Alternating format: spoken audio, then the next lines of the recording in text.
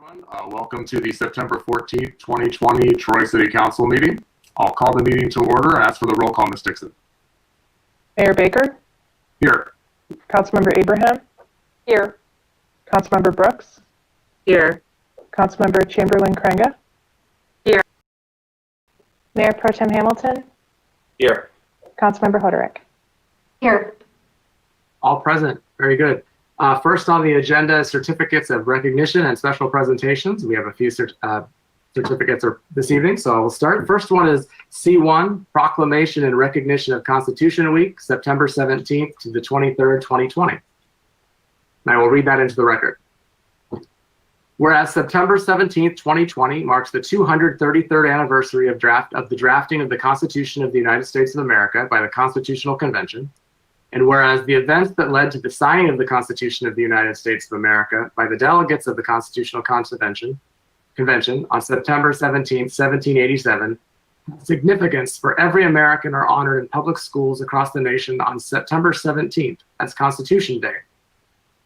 And whereas it is fitting and proper to accord official recognition to this magnificent document and its memorable anniversary, and to the patriotic celebrations which will commemorate the occasion, and whereas Public Law 915 guarantees the issuing of a proclamation each year by the President of the United States of America, designating September 17th through the 23rd as Constitution Week, now therefore be it resolved that the Troy City Council does hereby proclaim the week of September 17th through the 23rd, 2020 as Constitution Week in the city of Troy.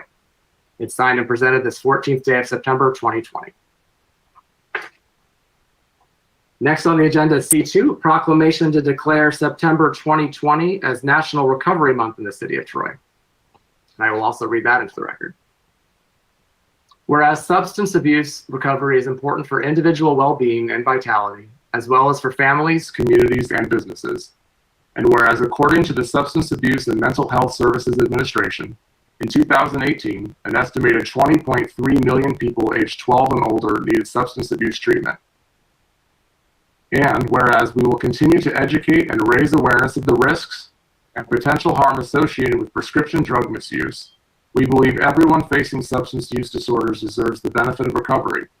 And whereas stigma and stereotypes associated with substance use disorders often keep people from seeking treatment that could improve quality of life, substance use disorders occur when the recurrent use of alcohol and/or drugs causes clinically or functionally significant impairment, such as health problems, disability, and failure to meet major responsibilities at work, school, or home. And whereas substance use disorder recovery is a journey of healing and transformation, enabling people to live in a community of his or her choice while striving to achieve his or her full potential. And whereas substance use disorder recovery benefits individuals with substance use disorders by focusing on their abilities to live, work, learn, and fully participate and contribute to our society, and also enriches the culture of our community. And now, therefore, be it resolved that the City Council of the City of Troy hereby recognizes September 2020 as National Recovery Month in the City of Troy. And be it further resolved that the City Council of the City of Troy calls upon our citizens, public and private institutions, businesses, and schools to recommit our city to increasing awareness and understanding of substance use, and the need for appropriate and accessible services to promote recovery. It's signed and presented this 14th day of September 2020. Next on the agenda, just as a side note, it's very strange to present these virtually and not to be down at the podium in chambers with people, so forgive me for doing this, but we do want to read them into the record. C3 is a proclamation to declare September 2020 also as National Suicide Prevention Awareness Month in the city of Troy. Whereas September is known around the United States as National Suicide Prevention Awareness Month, and it is intended to help promote awareness surrounding each of the suicide prevention resources available to us in our community. The simple goal is to learn how to help those around us and how to talk about suicide without increasing the risk of harm. And whereas World Suicide Prevention Day is observed each year on September 10th, and whereas suicidal thoughts can affect anyone regardless of age, gender, race, orientation, income level, religion, or background. And whereas according to the CDC, each year more than 48,000 people die by suicide. And whereas suicide is the second leading cause of death among people aged 10 to 34 years of age, the fourth leading cause of death among people 35 to 54 years of age, and the eighth leading cause among people 55 to 64 years of age. And whereas the City of Troy is no different than any other community in the country, but chooses to publicly state and place our full support behind local educators, mental health professionals, athletic coaches, scout leaders, police officers, and parents as partners in support of our community and simply being available to one another. And whereas local organizations like Suicide Prevention Services and national organizations like the National Alliance on Mental Health and Illness and National Suicide Prevention Lifeline work to provide help to individuals in crisis and provide resources to shed light on the battles of suicide and mental illness, which often remain too taboo to discuss. And whereas every member of our community should understand that throughout life struggles, we all need the occasional reminder that we are all silently fighting our own battles. And whereas we encourage all residents to take the time to inquire as to the well-being of their family, friends, and neighbors, and to genuinely convey their appreciation for their existence by any gesture they deem appropriate. A simple phone call, message, or hug can go a long way towards helping someone realize that suicide is not the answer. Now, therefore, be it resolved that the Troy City Council hereby proclaims the month of September 2020 as National Suicide Prevention Awareness Month in the City of Troy, and encourages all residents to support one another as partners to support our community. And be it further resolved that we encourage everyone to practice kindness and acceptance for one another as we live together in the City of Troy. This is signed and presented this 14th day of September 2020 as well.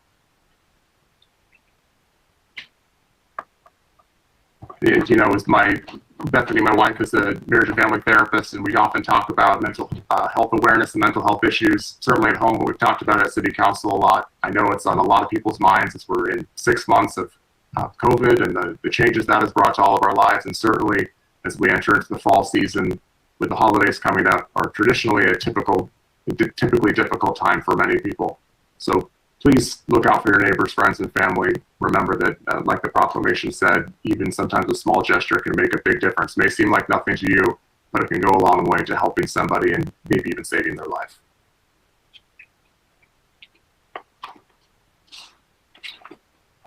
Next on the agenda, we have a vote on a resolution to waive the rules of procedure. I'm going to move that we vote to waive the rules of procedure for City Council. Rule number 8, proclamations and congratulatory certificates, and rule number 5, regular meeting agenda, to add an item on the agenda.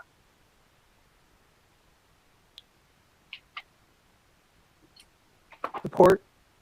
Moved by the chair and supported by Councilmember Erickson Galt that we vote on a resolution to waive the rules of procedure for City Council, rule number 8, proclamations and congratulatory certificates, and rule number 5, regular meeting agenda, to add an item on the agenda.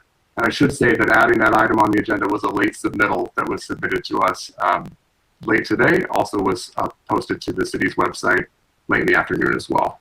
Any discussion? The vote, Ms. Dixon? Mayor Baker, Yes. Councilmember Abraham, Yes. Councilmember Brooks, Yes. Councilmember Chamberlain Krenga, Yes. Councilmember Erickson Galt, Yes. Mayor Pro Tem Hamilton, Yes. Councilmember Hoderick. Yes. Motion carries. So now we'll have C4, a proclamation for International Day of Peace, September 17th, 2020. I'll read that into the record as well. Whereas the issue of peace embraces the deepest hopes of all peoples and remains humanity's guiding inspiration, and whereas in 1981, the United Nations proclaimed the International Day of Peace be devoted to commemorating and strengthening the ideals of peace both within and among all nations and peoples, and whereas the United Nations expanded the observance of the International Day of Peace in 2001 to include the call for a day of global ceasefire and nonviolence, and invited all nations and people to honor cessation of hostilities for the duration of the day, and whereas there is growing support within our city for the observance of the International Day of Peace, which affirms a vision of our world at peace and fosters cooperation between individuals, organizations, and nations, and whereas global crises impel all citizens to work toward converting humanity's noblest aspirations for world peace into a practical reality for future generations, and whereas the 2020 Peace Day theme, quote, "Shaping Peace Together," invites everyone around the world to spread compassion, kindness, and hope in the face of the COVID-19 pandemic, and stand together with the UN against attempts to use the virus to promote discrimination or hatred. Now, therefore, be it resolved that the City Council of the City of Troy does hereby proclaim September 17, 2020 as International Day of Peace in the City of Troy, and urges all citizens to join us in recognizing this day to discover different faith traditions teaching on peace or any other education and public awareness activities in order to help establish a global day of peace in our homes, our communities, and between nations.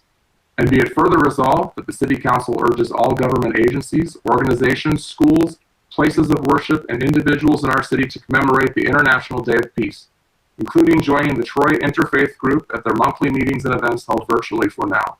There are special programs year-round for people to engage in dialogues about peace, faith, and justice among all religions, locally and globally. This is signed and presented this 14th day of September 2020. I gotta take a quick drink of water. It's 4 proclamations, it's a lot.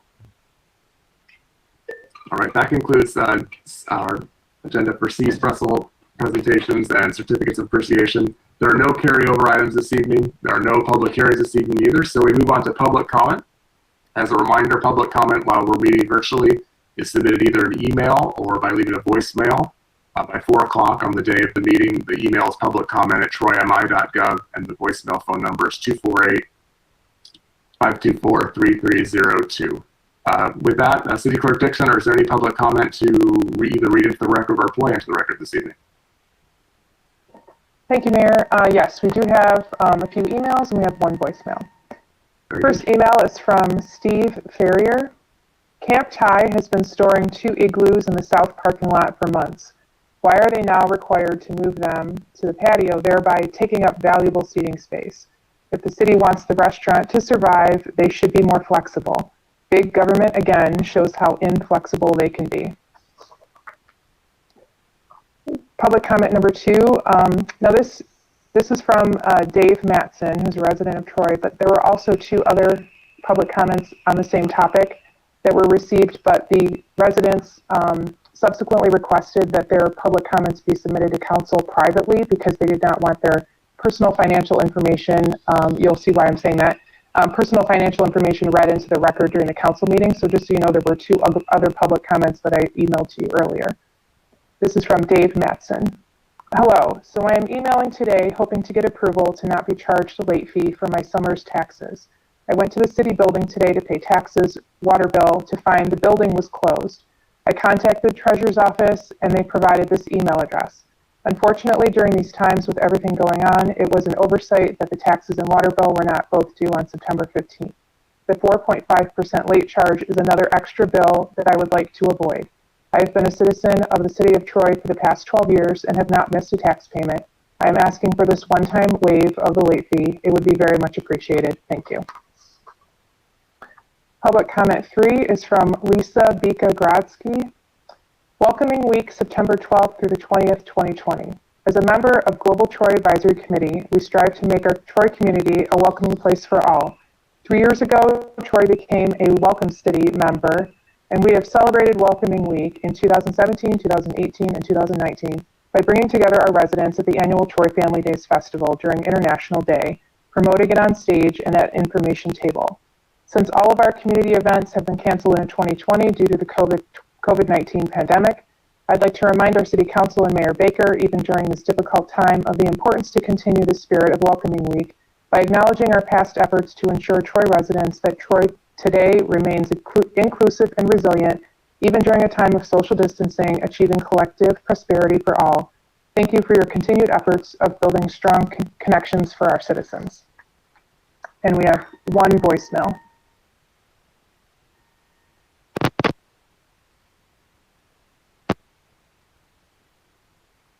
Walters calling you, and all city council members at this point. Mr. Baker, I appreciate you putting a speed sign on our street, it indicates how fast you're going and how not fast you're going. Well, it's very imperative because people know to go under that speed. So when you do the documentation, when you pull that little SIM card out, and when you check it, it'll show that most of the speeding was below 25.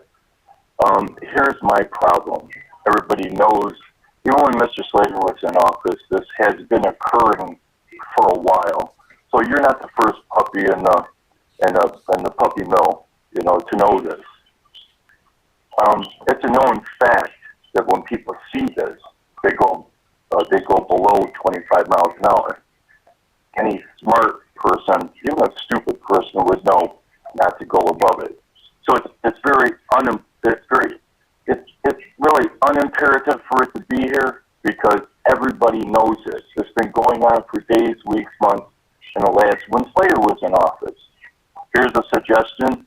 Here's an idea for everyone in the city council members to think about.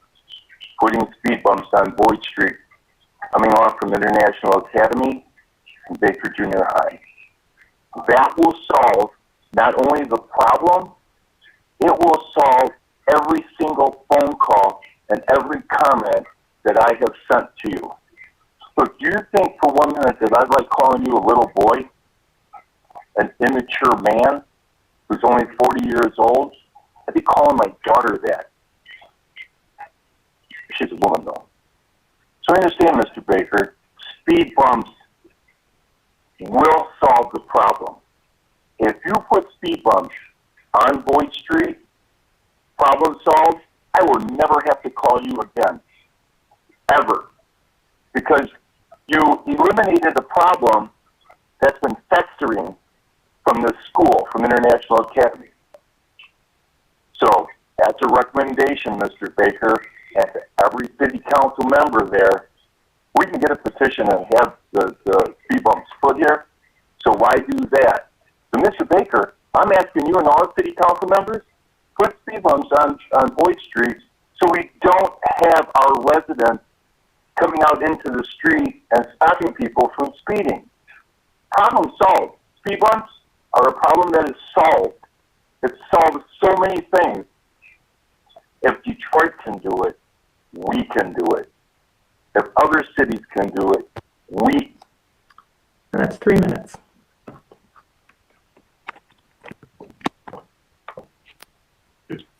Good. That concludes those that have submitted their public comment by 4 p.m. today, either via email at publiccomment@troymi.gov or via voicemail 248-524-3302. I see City Manager Miller would like to respond first, and I'm sure some of us have some comments and questions as well after. So go ahead, Mark.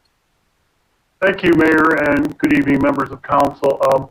Regarding those 3 comments, first of all, regarding Camp Tie and Igloos, we are aware of them and we will provide a written report for next council meeting. And also regarding the late taxes, we'll provide a written report. And thirdly, regarding Boyd Street and speed bumps, we'll provide a written update at the next council. Just know that speed bumps have side effects. It's all, and we will explain those in a written response at the next agenda. Thank you. Thank you.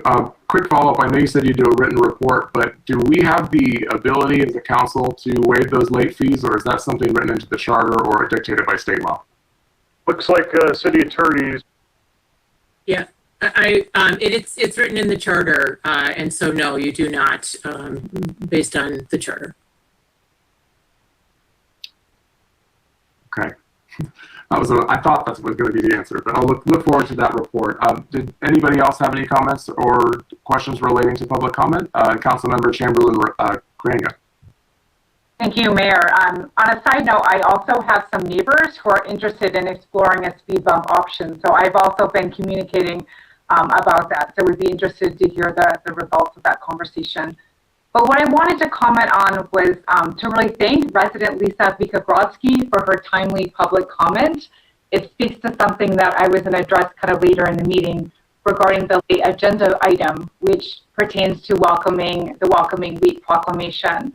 As Ms. Vikagrodsky shared, Troy is indeed a welcoming city, and this just simply means that we are members of Welcoming Michigan and Welcoming America, which is an organization that is all about building inclusive societies where immigrants, refugees, and all people belong.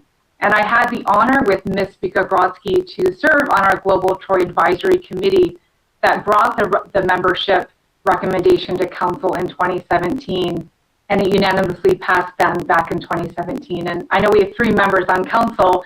3 of you were part of passing that, that decision for us to join Welcoming Michigan. And as Ms. Vika Grodsky shared, we have typically celebrated Welcoming Week, which this year runs from September 12th to 20th. And usually we celebrate it by doing an International Day, which is a part of Troy Days. And as Ms. Vika Grodsky shared, this year COVID-19, we were not able to hold Troy Days, an International Day. But really, I appreciate her calling out the need to find some other way to celebrate and commemorate this week, especially in a city such as ours, where we have the 2nd largest percentage of foreign-born residents in Metro Detroit.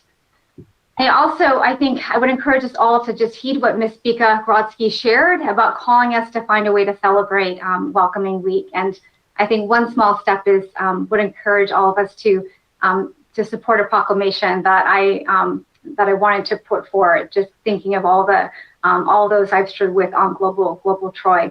And I also want to say just a special thank you to Ms. Vika Grodsky for her many years where she single-handedly organized International Day with the Global Troy Advisory Committee.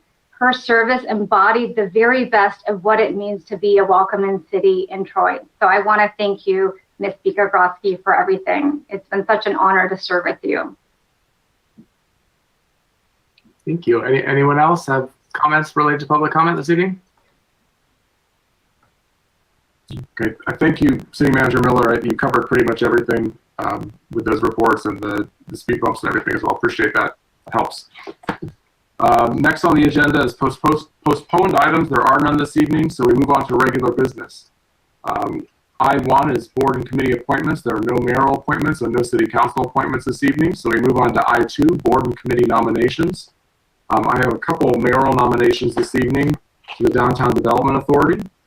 So I would like to nominate Cheryl Bush, Lawrence Kiesling, and Alan Kirillick to serve on the DDA for the terms expiring September 30th, 2024. Support. Moved by the chair, supported by Mayor Pro Tem Hamilton, that I nominate Cheryl Bush, Lawrence Kiesling, and Alan Kirillick to the Downtown Development Authority for the terms expiring September 30th, 2024. Any discussion? Okay, the vote, Ms. Dixon? Councilmember Abraham? Yes.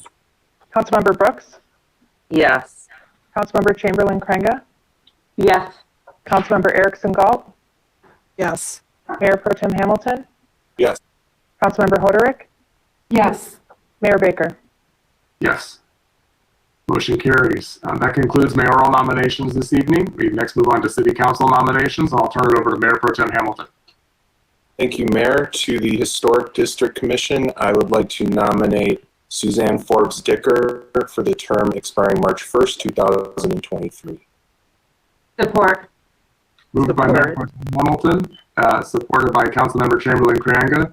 City Council nominates Suzanne Forbes Dicker to the Historic District Commission for the term that expires March 1st, 2023. Any discussions? All right, the vote, Ms. Dixon? Councilmember Brooks? Yes. Councilmember Chamberlain Krenga? Yes. Councilmember Erickson Galt? Yes. Mayor Pro Tem Hamilton?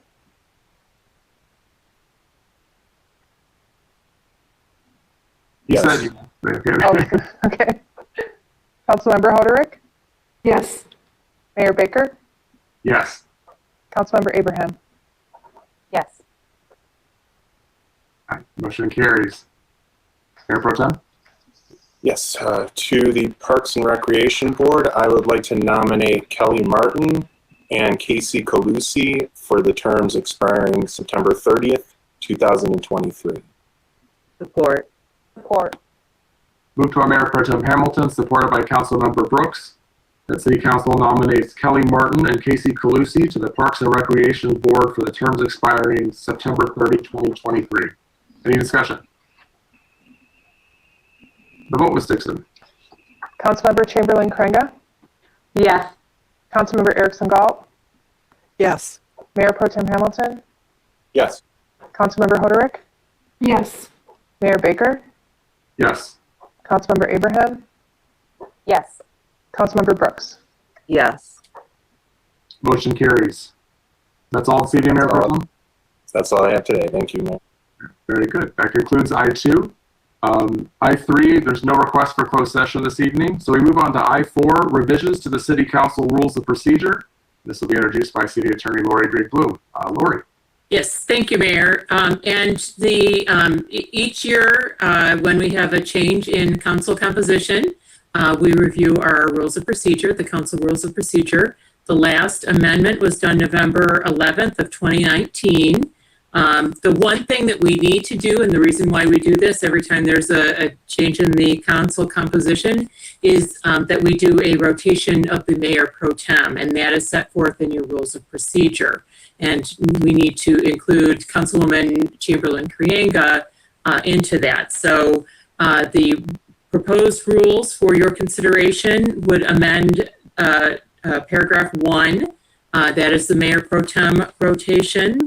And then also, we had a request to change in paragraph 5, the regular meeting, the order of business, and to change to have the council comments appear after the reports. So that is something that has been discussed in previous meetings. Those are the changes that we are proposing, and we recommend the adoption of these new council rules. Thank you, Lori. Any questions for City Attorney Bloom? I'll just add that I had brought up the idea of switching council comments and where we talk about our reports because I felt that many evenings a lot of the meat of what we were talking about is in the report section, and we would first lead in with some of our council comments, which could be they're always important, don't get me wrong, but they can be a little lighter sometimes, and it made more sense to me when we're discussing important business in the reports to maybe get that done sooner and then finish off with the council comments at the end. So I know we talked a little bit about this before, but if there's no other questions, does anyone would like to move the resolution? All right, Councilmember Erickson Galt.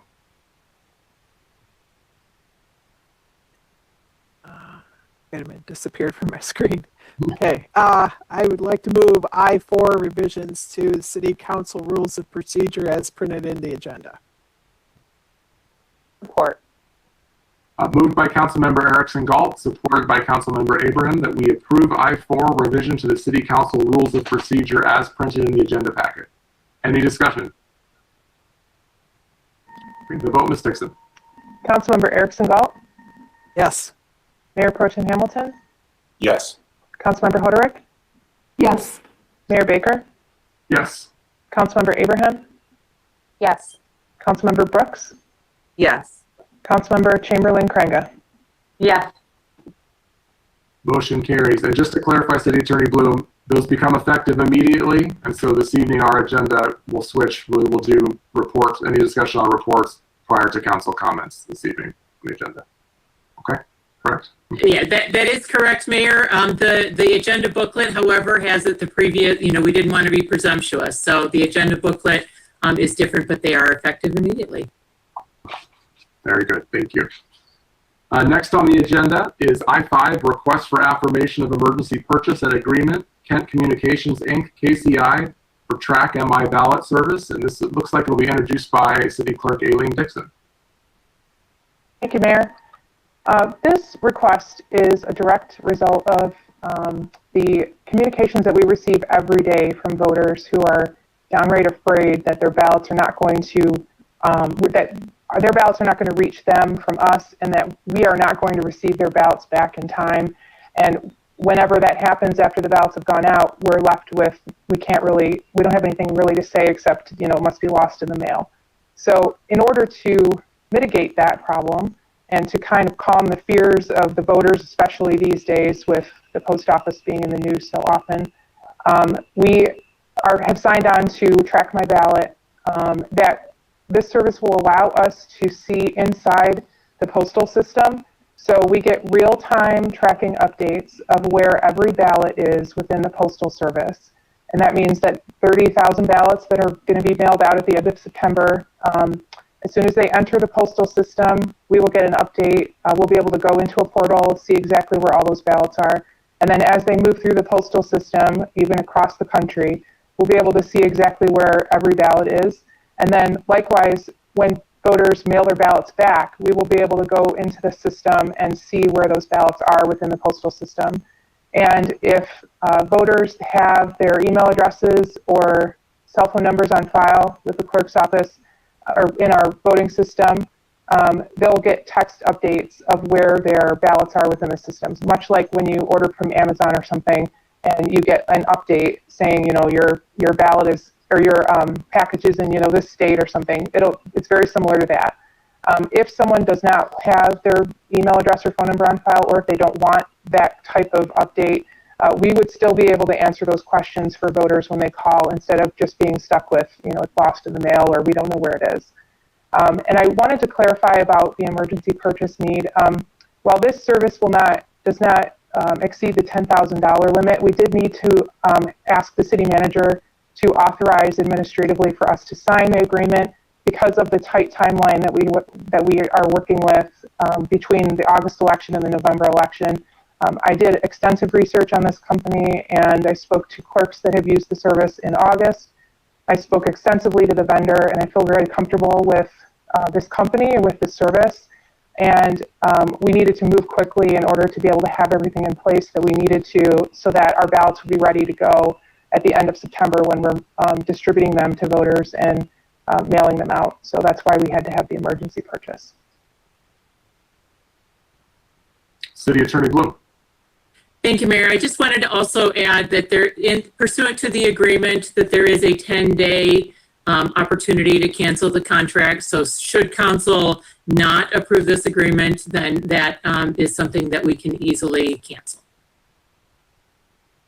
City Clerk Dixon, I see Councilmember Brooks wants to, I just want to say thank you. It was a very thorough presentation, and appreciate you researching this.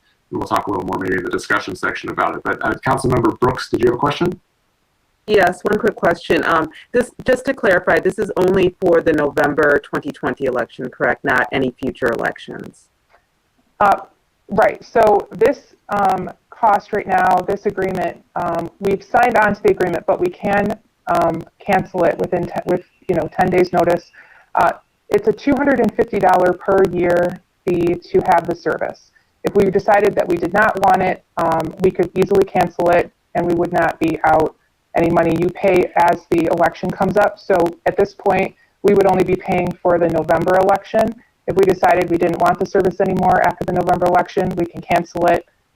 If we wanted to keep the service, if it worked well, we could continue on with the agreement.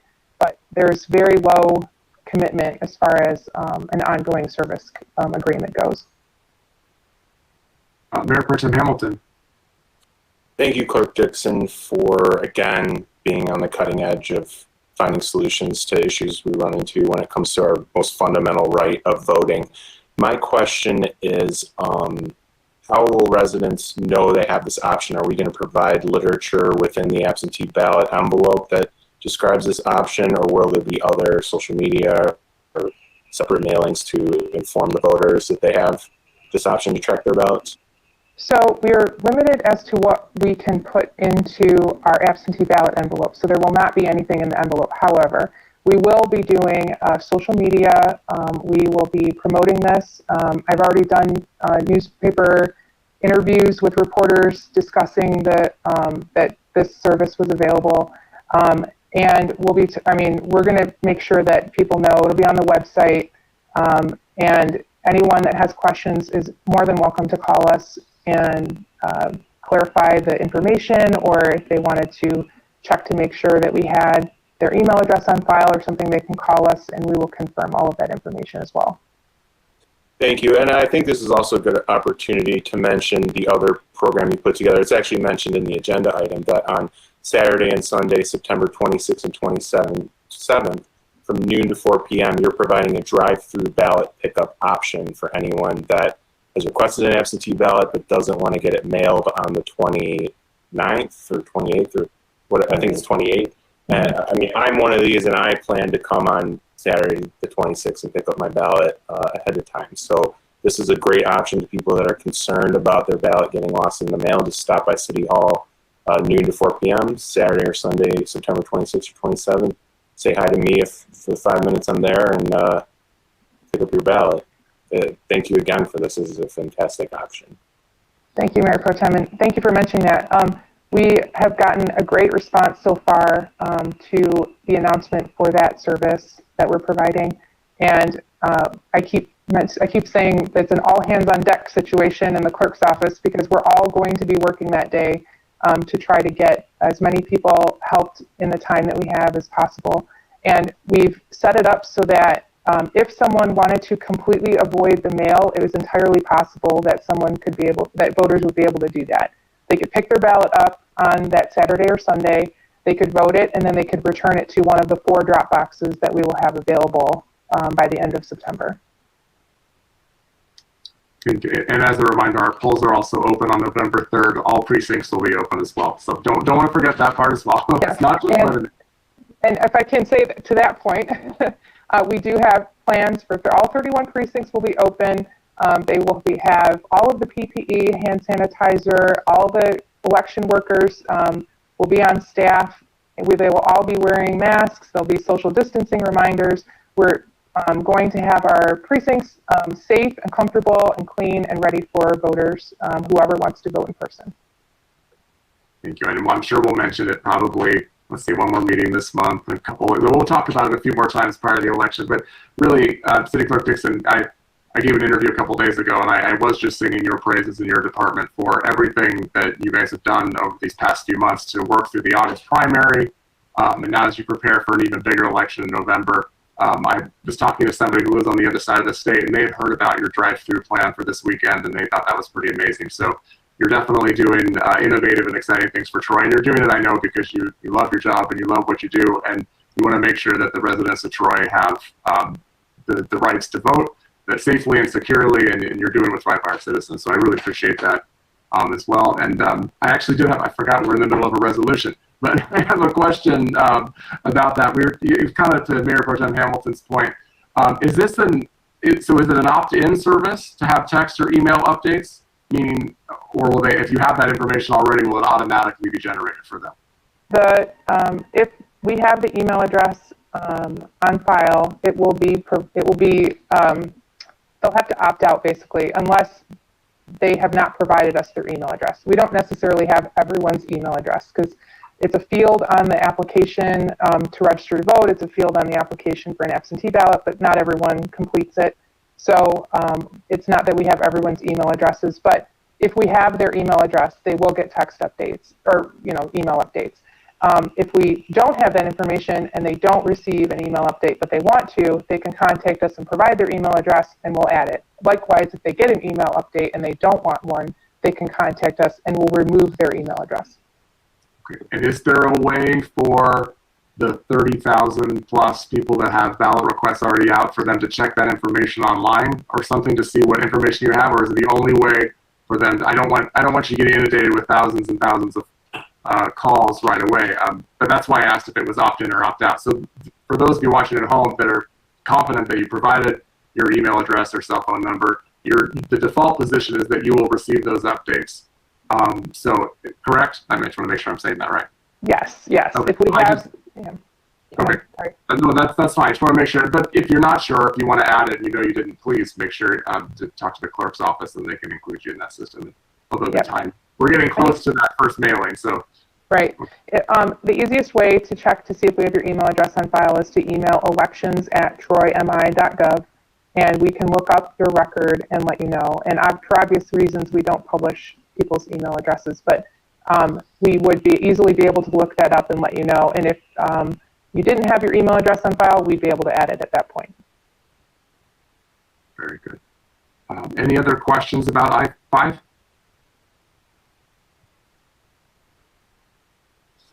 Someone like to move the resolution? Mayor Pro Tem Hamilton. I will move I-5, request for affirmation of emergency purchase and agreement, Kent Communications Incorporated, KCI, for Track My Ballot service as printed in the agenda packet. Support. Moved by Mayor Pro Tem Hamilton, supported by Councilmember Hoderick, that we approve I-5, request for affirmation of emergency purchase and agreement, Kent Communications Inc., KCI, for Track My Ballot service as printed in the agenda packet. Any further discussion? I did think of something, one more quick thing. I want to thank you, City Clerk Dixon and City Management, for the transparency in talking about the emergency purchase process and for letting us know, well, one, getting the affirmation from council, but also explaining how important that is and demonstrating how these things should be handled in the proper course of business. So thank you very much for that. Appreciate that. Is there any other discussion? A lot of muted phone or muted screens. The vote, Ms. Dixon. Then. Mayor Pro Tem Hamilton, Yes. Councilmember Hoderick, Yes. Mayor Baker, Yes. Councilmember Abraham, Yes. Councilmember Brooks, Yes. Councilmember Chamberlain Krenga, Yes. Councilmember Erickson Galt. Yes. Great, motion carries. Very good, thank you. And next on the agenda is I-6, a proclamation urging state legislature to support SB 757. That will also be introduced by City Clerk Dixon. Thank you, Mayor.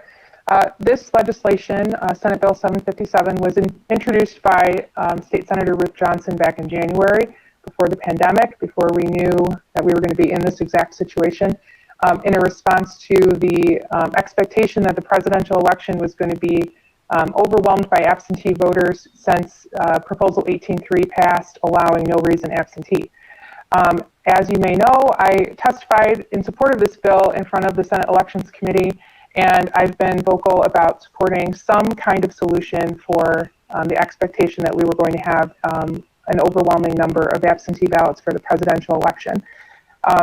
And that was before the pandemic. So since the pandemic, our expectation for the number of absentee ballots has exploded, and we are expecting that it's going to take 24 to 48 hours to count all of our absentee ballots. And so it's not just Troy, it's clerks all over the state. It's any election official who understands how long it takes to count absentee ballots are in support of this. It is a bipartisan support. It's support across both the state Senate and the state House.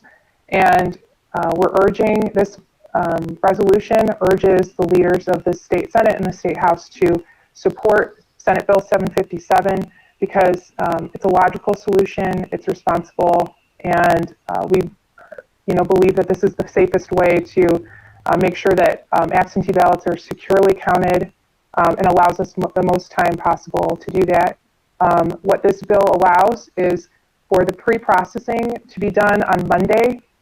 Currently, the hours are between 10 a.m. and 8 p.m., where election workers in the AV County Board would be able to convene, and they'd be able to slice the ballot envelope open, so that would be the green and white envelope that you receive your ballot in. Then they would be able to remove the ballot inside the secrecy sleeve, so the ballot would not be exposed, the votes would not be exposed, and the secrecy sleeve would be separated from the ballot envelope, and then it would be set aside.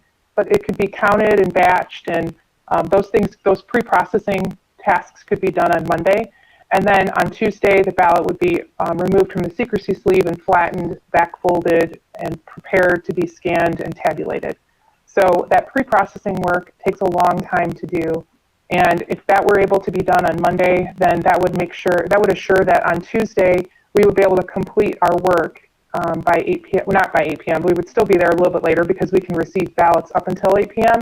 But we wouldn't be there until 4 a.m. Wednesday, which is my fear, is that we would be working all night on Tuesday night well into Wednesday if we did not have the ability to do any work on the day before on Monday. So we're asking that council support this resolution so that we can forward it to the state House and the state Senate and ask them to take this bill up for a vote and move it through the legislature and move it to the governor for her signature. Very, very good. You mentioned it a little bit. I just want to clarify again and hit home this point about the secrecy sleeve in the ballot. This does not allow the ballots themselves to come out of any secrecy sleeve or anything prior to election day when they normally be counted. right? It's just taking out that outer envelope. That's Correct. right. So any of the pre-processing work, everything pre-processing as it's defined is everything up until the point where the ballot is removed from the secrecy sleeve. So that pre-processing work would be the only thing allowed to be done on Monday. Then the ballots would be sealed into containers overnight on Monday night. Then at 7 a.m. on Tuesday, when the polls open, that's when the ballots would be allowed to be removed from the secrecy sleeve and the ballots be exposed. The entire time on Monday and Tuesday, the counting board workers would be sequestered, which means they would have no communication with the outside world.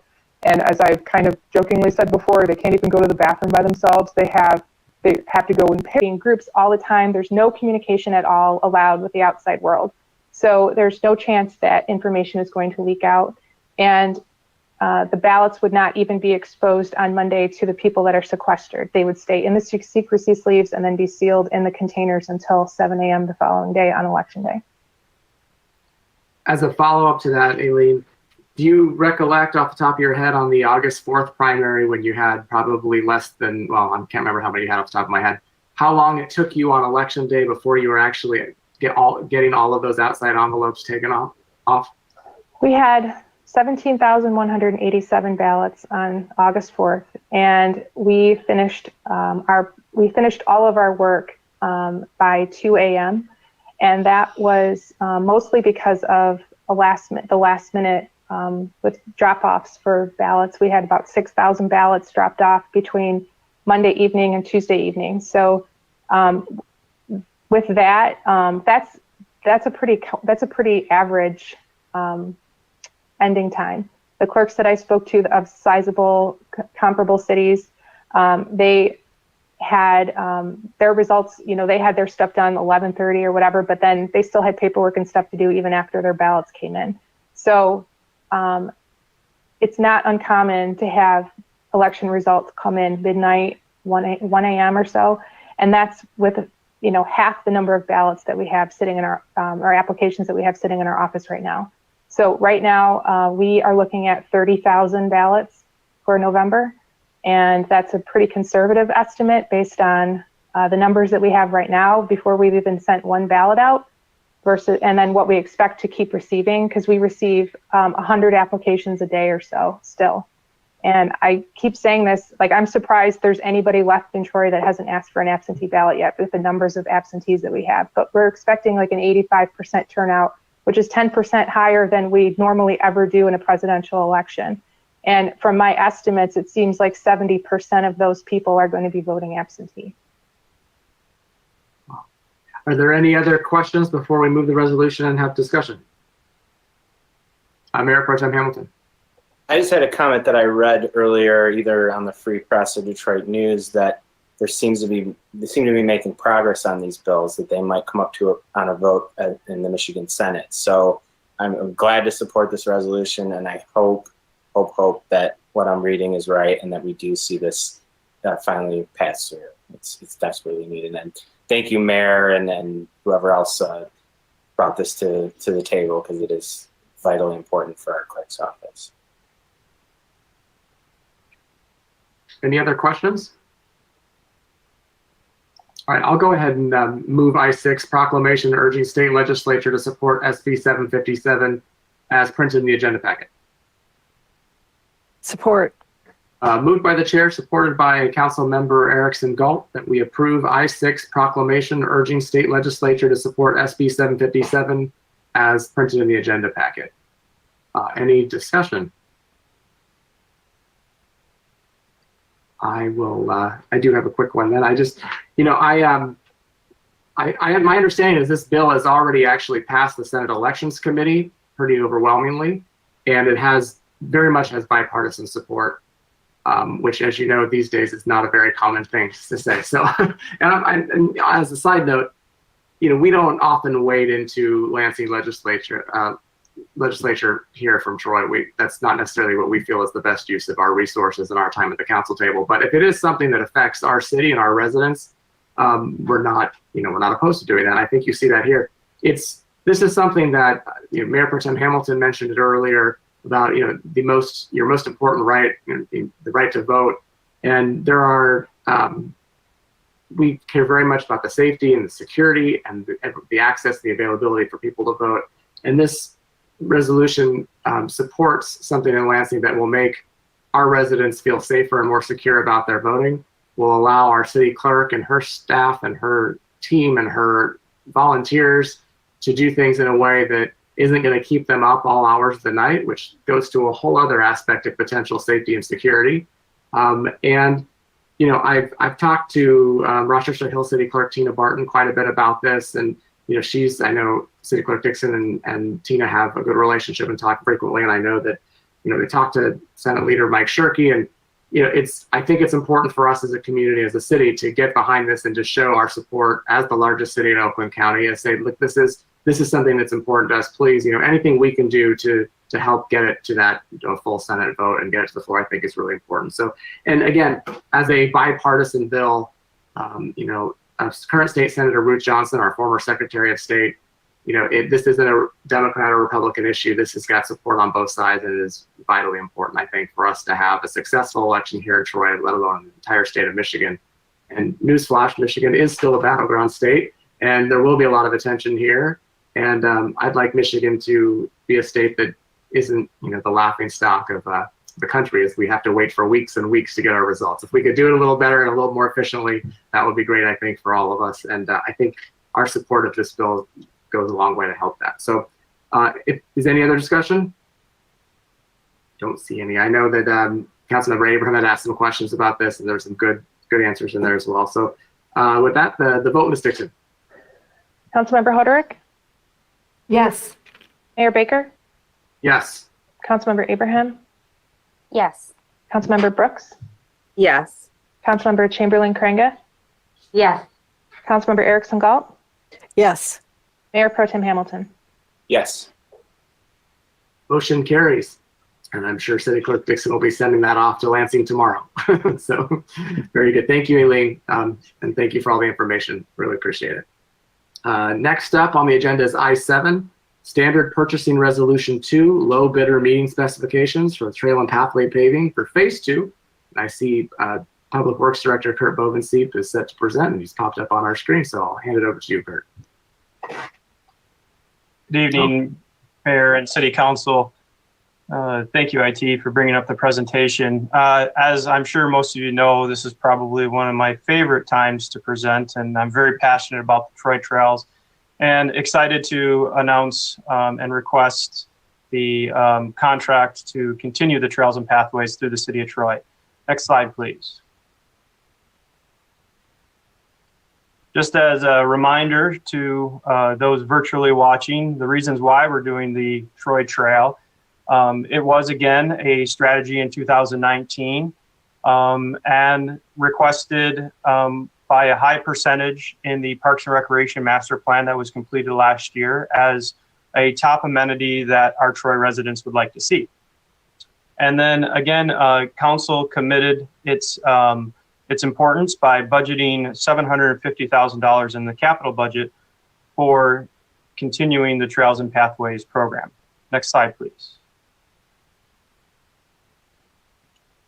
Phase 1 developed a theme, and the theme is trying to connect important parts of Troy through our natural areas and connecting those neighborhoods to those important points. The Phase 1 Troy Trail connects the Daisy Night Dog Park through a natural area behind Walsh College and what is now Motor City Christian Church, and then through the Water Resource Commission property, and then leading to a mid-block crossing Waddles Road, and then subsequently terminating at the Troy Historic Village. Next slide, please. It was about a year ago, it was June 2019, that I brought the idea of having a trail through Sylvan Glen Lake Park to City Council. And just as a reminder, we chose this particular park because it was recommended by the Green Space Subcommittee to invest in this park and make it more usable. And continuing on with the theme of the first segment is highlighting Troy's beautiful natural areas while connecting subdivisions to the parks. And if I may, I'd like to take you on a little virtual tour of how the trail will look as we go through the second phase. Next slide, please. Our first stop is going to be on the east side of the park. Next slide, please. This portion of the trail will connect the parking lot into Rochester Road and then overlook the lake. Next slide, please. Next slide, please. This is looking east through the lake, and you can see to the south, this trail does abut neighboring residents. And I'd like to take this opportunity to explain our engagement process. Our engagement process included sending letters out to all of the abutting residents along the trail. And we received very, very little negativity towards the trail. In fact, the only really negative comment we received for the trail was the fact that there was someone who would prefer to walk on uneven terrain because her doctor recommended it as a way of stability therapy. Next slide, please. Next slide, please. Here we're approaching the wetland delineation area where this required us to obtain permits through Eagle. In the original presentation given about a year ago, the timeline indicated that we would actually construct in 2020. However, with the current pandemic situation, Eagle was backlogged and wasn't as fast as we would have liked to obtain those wetland permits. And consequently, we'll be asking to construct this fall instead. Next slide, please. Next slide. This image shows an existing pathway. It's a wood chip pathway going through the woods. And if you can imagine, this pathway will be widened with a paved asphalt pathway, 10 feet wide and 2-foot clear zone on each side, so it can accommodate traffic going in both directions and meets AASHTO standards. Next slide. Next slide. The fence you see in this image is actually a fence that separates the park from the golf course to the north. Through some comments, some resident comments and concerns, they indicated that they wanted us to try to salvage as many mature trees as we could. So talking with the management of the golf course, we elected to remove this fence and push the pathway a little bit further to the north, which is actually the higher ground, and limiting the expense of the trail, and will provide a continuous trail with limited disruption to the forest. Next slide, please. Next slide. Again, this image shows that the fence bordering the golf course and then the fence bordering the detention pond, the subdivision to the west. This path will be widened and all the obstructions will be removed and the fence will be replaced along the detention pond. Next slide, please. And the next slide. This image here is the existing sidewalk that connects the subdivision. There's actually this type of sidewalk throughout the subdivision that connects all the way to fire station number 2. So residents can continue to make that connection and have a better connection all the way to Sylvan Glen Park after it's constructed. This pathway will be widened to 10 feet and will be going towards the detention pond, as to the right of that picture is a resident that we are in communication with and is excited to see the opportunity of the trail. Next slide, please. So tonight in regular business, we have the recommendation to award the contract to Warren Contractors and Development Incorporated of Shelby Township, Michigan. They were the successful bidder on phase 1. We're very happy with how it turned out. In fact, I just walked phase 1 the other day and I saw very, very few blemishes in the asphalt. So very, very excited to recommend them as our contractor for phase 2. There was a contractor that was bid lower. However, they did not meet the requirements with the required experience. We feel that these types of projects require a specific amount of experience dealing with Eagle, the wetland permits, and dealing with pathways through the woods to really limit how much disruption we do to those woods. The second recommendation, which you'll find in the consent agenda, is a recommendation to expend funds to AEW for the construction management and the testing and to really oversee the project. They were the ones that designed the project, so they are the most familiar with the project. Next slide, please. And that's the end of the presentation. I'll be happy to take any questions. Great. Kurt, thank you so much. It's a great presentation, and I love that. It was a surprise to me to get to see the take a trip, the virtual tour there with the pictures. That's very, very helpful. Any questions for Kurt or city management? Mayor Pro Tem Hamilton. Thank you, Mayor. Thank you, Kurt. This was a fantastic presentation. I grew up in Sylvan Glen neighborhood from the day I was born till when I moved on to college at Michigan. So I walked these woods my whole life, and I know it really well, and I think it's an absolutely stunning and beautiful place to put the next piece of our trail. And I know in the past we discussed a possible phase 2 of being kind of connecting the Sylvan Glen area through the neighborhood south of it down to connect to the original trail. Do we still have any thoughts or ideas of how to connect? I'm in total support of this phase 2 plan. I think it's fantastic, and I think our residents are very much on board. But do we have maybe the next step to connect the two pieces together? That to me would be really a nice next step. Have you had any leads on that or any thoughts on that? I just wanted to get your take. Sure. Thank you, Mayor Pro Tem Hamilton. If you recall, back in June of 2019, we did go over an idea that connected or extended phase 1 to the north. It met a lot of resistance because it went through neighborhoods again. What we're finding is if we do these segments, there is opportunity to connect eventually once we get the support, once people start using the trails. There's definitely opportunity there. There's also opportunity with there's potential sale of an industrial piece of property just north of the Department of Public Works that would help with that connection. But without that, there is still opportunity with the 500 miles of sidewalk that we have in the city of Troy that people could connect it themselves by using sidewalks.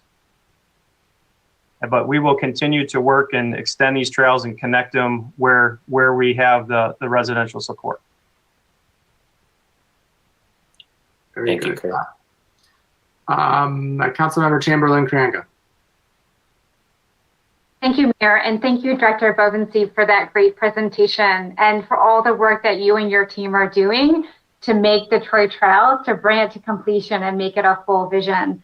I think as we've seen during COVID, our residents really value these amenities more than ever as people just want to be out and be in the nature. So thank you for that work. And I also want to thank you for the rich community engagement that you all have done so far. I think it's fabulous. The other question I wanted to ask was, given that there's been some lag time between that prior engagement and now that the construction is going to start up again, and especially kind of near some of those adjacent neighborhoods, and I believe the vision is for it to finish in spring of 2021, will there be some touch point to reconnect with that neighborhood and just remind them that, again, thanking them for their earlier feedback and to let them know the work will begin soon, just as a reminder in case they forgot.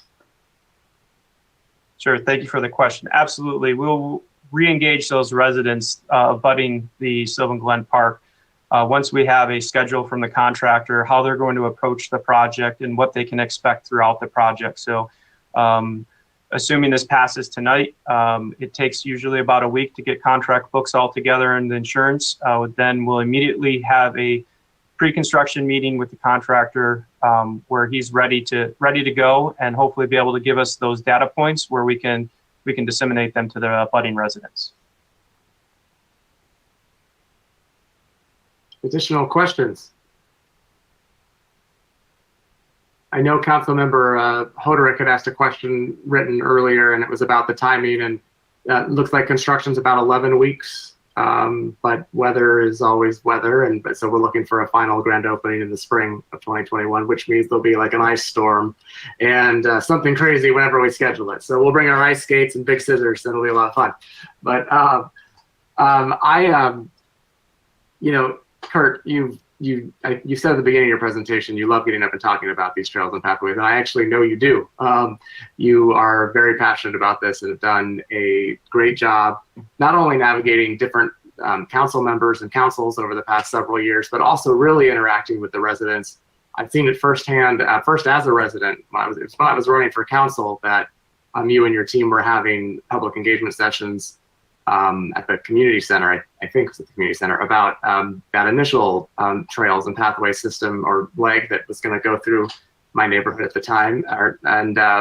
But we were trying to connect with the Clinton River Trail and get grants and everything, which I still think is a noble cause, and we always need to look at that. But you stood up there and answered questions for what seemed like forever, and I know Ashley was there also, and you just really took every comment to heart, and I know you're very good about follow-up with residents on this and many other things. So when Councilmember Chamberlain-Cranga asked about additional touch points, I already know that you're going to handle that very, very well, and you're ready to have the communication you need. But Councilmember Abraham, you probably remember our first meeting when we got sworn in for council. There was a study session before we got sworn in, and we could sit in the audience, but it was like our pre-meeting, and it was about trails and pathways. And we've certainly seen a lot of community engagement and activity, and it seems to me that what you are doing now with your team to put together plans that have great community support, are finding really beautiful parts in our city to highlight and to draw people to. I think you're just doing a really great job. So when Mayor Pro Tem Hamilton asked kind of what's next, that was actually my first question that I wrote down. I thought, well, look at us spoiled council members.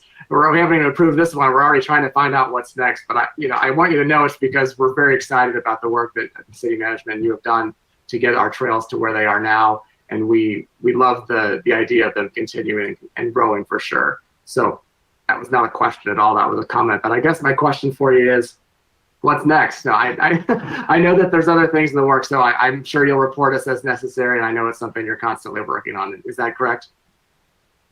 Absolutely. We've been working with the First Methodist Church. In fact, those members reached out to me recently.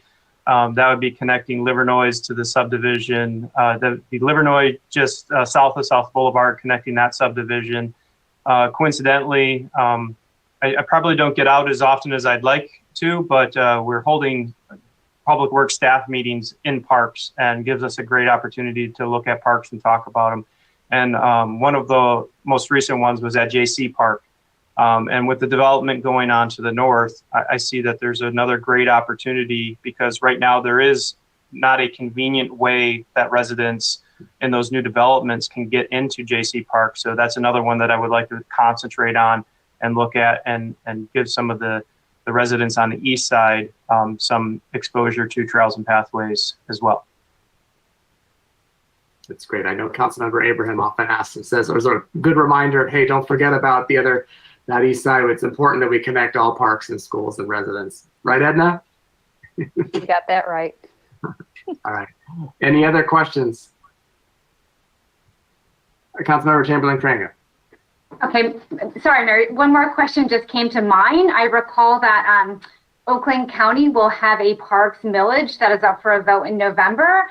And I believe it stated that if it passes, there could be money available for municipalities like our own to support such projects. And just wanted to bring that up. Is that true, Director Bovenstein? Is this something that, if it does pass, that potentially we could tap into for the future for our Troy trails? Sure. I'm not aware of specifics with that millage, but I can tell you we always are looking for opportunities for grant funding and partnerships in the Trails and Pathways program. City Manager Miller? Mayor, we can look into that and report at the next meeting. Thank you. That'd be great. Great question, Rebecca. All right. Would anyone like to move I-7? Hi, Councilmember Erickson Gall.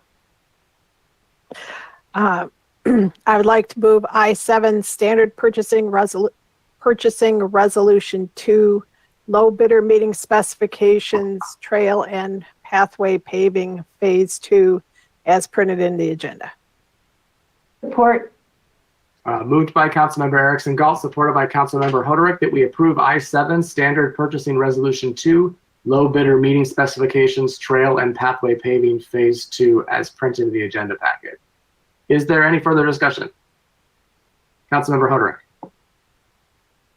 I just wanted to mention, back when dinosaurs roamed the earth, when I was first on council, we really did have rigorous discussions with the community. In fact, a huge community center engagement where people came in and put sticky notes on various ideas and plans. And we were working hard, by we, I mean staff, working very hard to try to match city dollars with grant dollars from the state. And we got hung up in, you know, what our terrain and what our community and residents wanted versus what the grant dollars would match. They had demands that didn't mesh with us.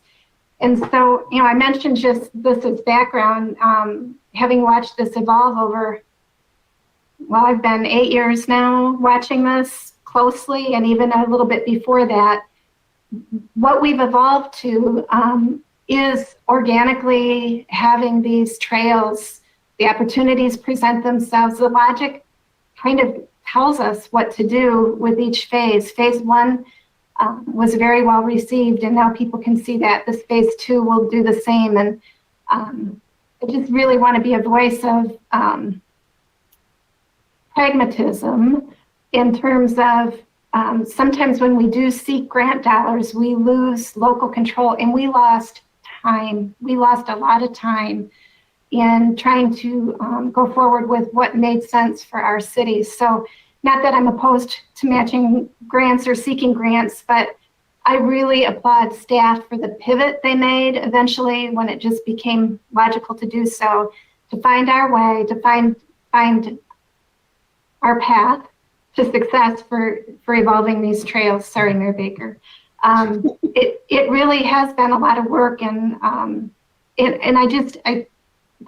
this phase 2 makes a lot of sense. It's kind of fun to hear you kicking around the phase 3 idea. I look forward to when you bring it, and I just really want to voice support for continuing to do that, looking pragmatically and logically at what makes sense to connect our parks to our neighborhoods and sidewalks that are pre-existing.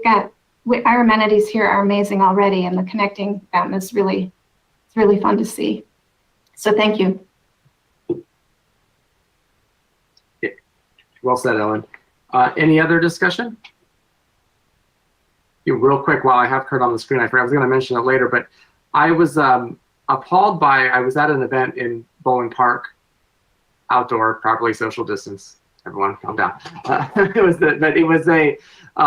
Someone came up to me and said, who I kind of knew as an acquaintance, but just wanted to tell staff how amazing our parks are from a cleanliness level. How, you know, there's not trash all along fence lines. They were there for a few hours setting up for an event, and then a few hours after, and they saw several rounds of park staff coming in to do cleaning and to take care of things. And it made me realize that, you know, we sometimes, I don't want to say we take it for granted, but we don't always acknowledge how much work goes into keeping our parks clean, and how much of a great part of our community those parks are. So Kurt, thank you for that as well. Please share that with anyone who you think is appropriate. People are noticing and seeing the regular cleanings coming and the good work you're doing, especially in COVID, but also outside of COVID, just how clean and nice our parks are. So thank you for that. Any other discussion on I-7? All right, the vote, Ms. Dixon. Mayor Baker? Yes. Councilmember Abraham? Yes. Councilmember Brooks? Yes. Councilmember Chamberlain-Crainga? Yes. Councilmember Erickson Galt? Yes. Mayor Pro Tem Hamilton? Yes. Councilmember Hoderick? Yes. Motion carries. All right, next on the agenda is I-8, Budget Amendment and Standard Purchasing Resolution 4, Oakland County Purchasing Cooperative, City Hall Domestic Hot Water Boiler, also introduced by Director Kurt Bovenstein. Thank you, Mayor.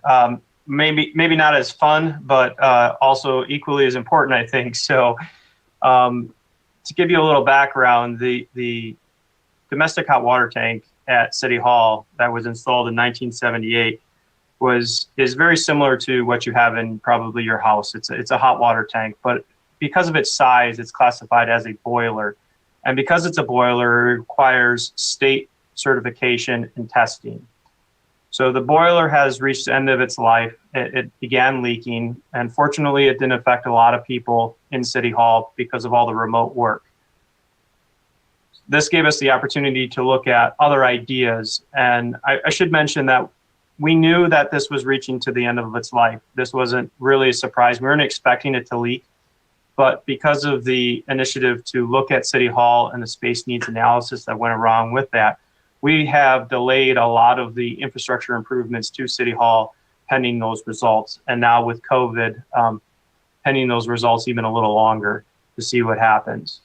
But so Dennis Trantham, Facilities and Grounds Operations Manager, who has extensive experience in facilities management, came forth with a recommendation of a tankless system. This tankless system has a return on investment in about 8 years. And that's not taking into consideration that this doesn't need the state certification or the state testing. So there's some additional savings there. The nice thing also about the tankless system is it can be repurposed if necessary. So if down the road we decided to do something different with City Hall within that life expectancy, it can certainly be repurposed a lot easier than with a traditional boiler system. So although this wasn't expected to be a complete failure this year, it was, which constitutes the request for the budget amendment. And the budget amendment, and why we're bringing this to council, because it is a capital purchase. This is a standalone unit, so it becomes a capital purchase where we'll look at depreciating it. It's not a part in it itself. It's its own asset. So, which again, through our purchasing procedure, council, we need your approval for a budget amendment and then to expense those funds on this cooperative. Thank you, Kurt. Any questions from council? I believe some were asked earlier. They were answered in writing, so appreciate that. Okay, you would like to move the resolution? Councilmember Abraham. Thank you, Mayor. I'll move I-8, Budget Amendment and Standard Purchasing Resolution 4, Oakland County Purchasing Cooperative, City Hall Domestic Hot Water Boiler, as printed. Support. Moved by Councilmember Abraham and supported by Councilmember Erickson Galt that we approve I-8, Budget Amendment and Standard Purchasing Resolution 4, Oakland County Purchasing Cooperative, City Hall Domestic Hot Water Boiler, as printed in the agenda packet. Any discussion this evening? All right, the vote, Ms. Dixon. Councilmember Abraham? Yes. Councilmember Brooks? Yes. Councilmember Chamberlain-Crainga? Yes. Councilmember Erickson Galt? Yes. Mayor Pro Tem Hamilton? Yes. Councilmember Hoderick? Yes. Mayor Baker? Yes. Motion carries. Thank you, Kurt. Appreciate it. All right. That concludes regular business this evening. Next up on the agenda is the consent agenda. Would anyone like to pull anything from the consent agenda this evening? No. All right. I will go ahead and move all items on the consent agenda as printed, including the addition of J3C, which was added to the agenda earlier by the waiver of the rules. So it's the Welcoming Week Proclamation. And rest that's agenda packet otherwise. All right, moved by the chair, supported by Mayor Pro Tem Hamilton, that we approve all items on the consent agenda as printed in the agenda packet and including the amended J3C Welcoming Week Proclamation for next time. Any discussion? All right, the vote, Ms. Dixon. Councilmember Brooks? Yes. Councilmember Chamberlain-Crainga? Yes. Councilmember Erickson Galt? Yes. Mayor Pro Tem Hamilton? Yes. Councilmember Hoderick? Yes. Mayor Baker? Yes. Councilmember Abraham? Yes. The motion carries. All items on the consent agenda have been approved this evening. Next up is memorandums and future council agenda items. There are none. We handled public comments already. There are no council referrals this evening. And as a reminder, we changed our city council rules of procedure. So next up on the agenda will be reports, and we'll do council comments after reports this evening. So are there any comments on the reports this evening? Mayor Pro Tem Hamilton. I just wanted to mention P4, which has proposed proclamations from other organizations. And the Oakland County Commission has authorized covering the expense for postage for all absentee ballots for the November 2020 election. And so they will, and they're also proposed providing a $50 hazard pay bonus to any election workers in November as well. And I think this is a fantastic program that it'll help. Again, our clerk is doing a lot to help with the absentee voting process. This will make it a little bit easier to make sure the postage is paid for. And also, this is a good opportunity to encourage Troy residents to apply to be election workers. And due to this, you'll get a little extra pay. It is a paid position to either for the absentee counting board or to run the polls on election day, as Mayor Baker mentioned earlier, from 7 a.m. to 8 p.m. All 31 precincts will be open in the city of Troy. And so I just thought this was a great little program the county put together. None of it has to be paid for from the city budget, and I think it'll help make the election go a lot smoother. Very nice. City Clerk Dixon, we were already going to give the $50 bonus pay, weren't we, to election workers? Yes, Mayor. Actually, this program that is talked about in this resolution had already been established. So the people that worked in August received the $50 appreciation pay, and anyone who works in November, and that will be reimbursed by Oakland County. Very good. Very good. Additional comments on the reports? Councilmember Chamberlain-Crainga. I do want to call out for residents, report P02B, Troy Family Aquatic Center. I just recognize that not all residents will be happy to hear that the Aquatic Center will not be able to open in 2021. However, I completely understand the decision and the need to explore replacing it with an updated facility in the future. I just would love to learn more, and I think it's important as we share this decision out with our residents about how this decision also connects with community engagement that we did as a part of the Parks and Recreation Master Plan, the desire to have updated and expanded and different aquatic options. And I think that if we are able to explain that in light of what we want to create something even better, I think that will just help residents understand the decision going forward. Thank you, Councilmember Chamberlain-Crainga. I was actually going to bring up P2B myself. Just for clarification, actually city management hasn't made a decision that that's not going to happen. It really is up to us if we want to make that decision, as that is something we need to be considering. And I was speaking with City Manager Miller earlier today, preparing for tonight's meeting, and that was something I was going to ask to have him bring up a little bit tonight. For that report, for residents who haven't yet read it, it talks about the need for substantial amount of investment into our Troy Aquatic Center, and before it could be reopened again, presumably next year. And if that was going to be the case, if we were going to do that as a community, we'd need to make that decision pretty much this month in September in order to line everything up. So City Manager Miller, could you speak a little bit about that, just so we can have a little bit of a conversation? And maybe to Rebecca's point about community engagement, there's a lot to unpack in that, in my mind, as far as the Civic Center property as a whole and what that means to the community. So we had talked a little bit about having more of a discussion about it at our next meeting as an agenda item, perhaps, just so we can have a little more time to discuss it and have a little more information and preparedness by city staff. So sorry, I'm taking a little bit of your lead probably, but go ahead, Mark. Thank you, Mayor and members of council. I also would like to note that Assistant City Manager Bob Bruner, Public Works Director Kurt Bovenstein, and Recreation Director Bo may also have comments related to this.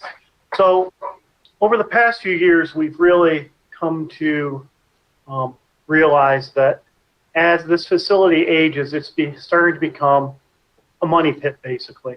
And then when you add to that it's only used for 2.5 to 3 months a year, the fiscal responsibility or our fiduciary responsibility started to tweak up in our brains, because we started to realize, is it really worth the amount? Is it really worth it to put the money into this facility to keep it going? Especially since, and I've been advised by Parks Recreation Director Bo, in today's world, you probably wouldn't build an aquatic center like this. What is more popular now is our splash pads. So, but we haven't really carried through a whole process to decide what to do with the aquatic center or what we want to replace it with. We admit that. So I had some discussions with Assistant City Manager Bruner this evening, and we want to double check tomorrow if the contractor can do the repairs before the end of the construction season. We have been advised that they will not be able to do it in the spring, which has happened in previous years. With that, I would like to open this up to both Assistant City Manager Bruner to see if he has any additional comments. You know, he was responsible for helping prepare this when I was on vacation last week. Hi, Assistant Bruner. I think Mark's summarized it pretty well. We don't have the benefit of looking at it on the screen right now, but for those of you that have seen the memo, you know, we've got a fund balance in the Aquatic Center fund that's gone from nearly $1 million at the fiscal year ending 2017 and projected to basically deplete that in the next couple years. So I think what it comes down to is, you know, whether we continue to put that money into the money pit, as City Manager Miller put it, or start looking at, you know, what will serve the community for the next 30 years, because this facility was open to the public in 1991. So it is quite old as far as these kind of facilities go. I guess I'm not comfortable making a decision via report that we're going to close the Aquatic Center. I think that should be, whether it's an action item on the next agenda or definitely a further discussion. I just think that although it serves a large percent, I mean, some of these figures show 60% of non-residents. There are a lot of residents in the city of Troy who I think would be, frankly, kind of shocked to hear tonight that, oh, the Aquatic Center is not going to reopen again.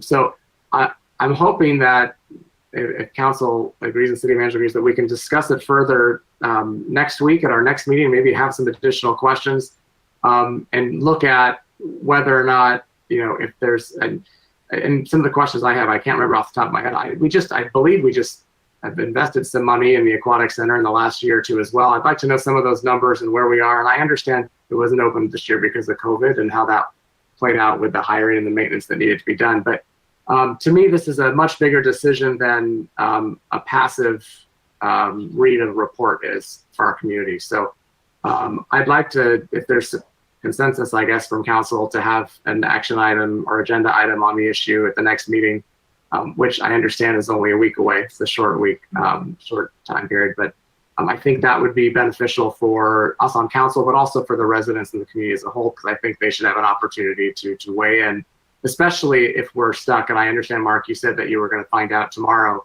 whether or not we really are in this extremely tight deadline to make the decision. But I saw nodding heads and thumbs up, so I'm assuming that looks like it's there. Did anyone else want to add anything to that? No? Oh, Rebecca? And Mayor, just to say, yes, it was always my understanding that the future's not been decided yet. Is that exactly what you're saying, and why it's worth to continue to have a conversation and invite the voices from our residents and others. But my understanding was it's the decision because we can't get that contractor. My understanding was there's only a couple of contractors even available to work with, and they're not actually available to do the work according to our timeline. And so that was the reason, and that was decided that we can't move forward for 2021. But maybe I'm misunderstanding it. that might still be a possibility. Is that? Yeah, maybe I'm wrong too, but looking at the memos, it's just given the financial situation and the uncertainty regarding public health conditions, you didn't intend to proceed this fall. But if it's that they can't proceed this fall, I thought, Mark, the understanding was we needed to let them know by September. Is that accurate? My understanding is that they're not going to be able to do the work in the spring like we would have done. So we were forced to decide what to do this fall. And we're going to contact the contractors tomorrow morning and see if they can still do it this season. Okay. All right. Any other comments on P2B or any other reports? Councilmember Hoderick.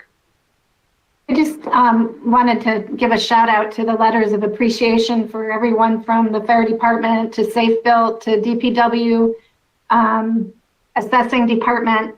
And I think sometimes because we have City Hall, not open to people just streaming into it, that there's a misunderstanding out in the community among some community members that the city has shut down. And it's clear as you look at these letters and you hear about the activity, look at our agendas, there's a lot of great work going on. And it is open. It's open virtually. I think the clerk's office would beg to differ with the fact that they're not in there. I know they're in there working hard. When people need to be physically present there, they are. And I just wanted to take a moment to acknowledge staff continuing to be customer oriented, thorough, and working enthusiastically as to the best of their ability in this situation. You can feel it in these letters of appreciation. And we're taking this week by week at this point, and the ability to be nimble and to keep responding to folks is just really, really appreciated. And City Manager Miller, whatever you all need from us to keep helping you do that. City Clerk Dixon has been creative, and we've said to you, keep coming to us, whatever you need to do to make this right in this situation. Well, that applies, to the entire staff. So it's just terrific to see those letters in there, and I really, really appreciate it. And I want the residents to understand that while we continue to meet virtually, and it looks like City Hall is closed, there's nothing closed. We're working to the best of our ability to keep going and keep humming along as best we can in the current situation. So appreciate it. Good points. Councilmember Abraham. Thank you, Mayor. I did want to call attention to two reports. P2A is the first one, which is the 2020 lead and copper rule monitoring update.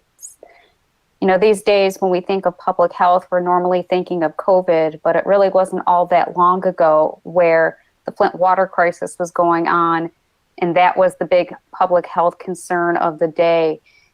Troy's water has consistently been stellar in terms of quality, and I wanted to call attention to this report because even though our focus public health-wise has shifted to other more pressing concerns, I wanted residents to know that, we continue to have very safe water. It is continually monitored, and we are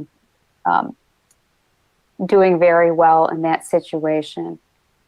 The other report I wanted to call out was P2C, which is the Library Millage Community Engagement Plan update. We have had numerous study sessions, had many conversations at the table about the library millage, how much to put on the ballot for what length of time, etc. And it seems like even though we've been talking about it for quite a while, our first Zoom town hall meeting is upon us, and that will take place next week, Wednesday, the 23rd at 7 p.m. There is a second one also on Thursday, October 1st at 7 p.m. And even though it's a little over a week and 2 weeks away, I wanted remind residents and to sign up if they're interested in hearing more. Certainly, we have all of the library engagement information on dedicated page on the city's websites. You can watch any of the study sessions online, available on YouTube, but the town hall will be interactive and will be a great resource, I'm sure, if there are any questions or concerns about a very important ballot measure that we'll be voting on in November. I'm glad you pointed those out. They needed to be said. And I saw Kathy pop in. Hi, Kathy. Very good. Any other comments on the reports this evening? All right, that concludes the reports. We now go back to council comments, which is an opportunity for council for any comments. So any council comments this evening? Mayor Pro Tem Hamilton. Thank you, Mayor. I remember just before this council meeting, I was reading or watching somewhere on the news that the state legislature and governor had come to an agreement on the state budget. And what I heard was in that budget that there would be no cuts to state revenue sharing with municipalities. Can Mark, city manager, or staff, can you comment to that? How has both our state sales tax revenue sharing and our Act 51 gas and registration tax towards our roads, how has that revenue been this year given COVID? Have we seen a decrease in that? And what are your thoughts, or what is your knowledge of negotiations going on in Lansing right now regarding that? Because that is really important. We discussed this back during the budget season when we were a lot more fearful of what the economic effects of COVID would be and whether we would have to use some of our rainy day fund to handle some of the shortfalls. So could city staff kind of summarize where we're at on that and what we anticipate is going to happen in the next few months?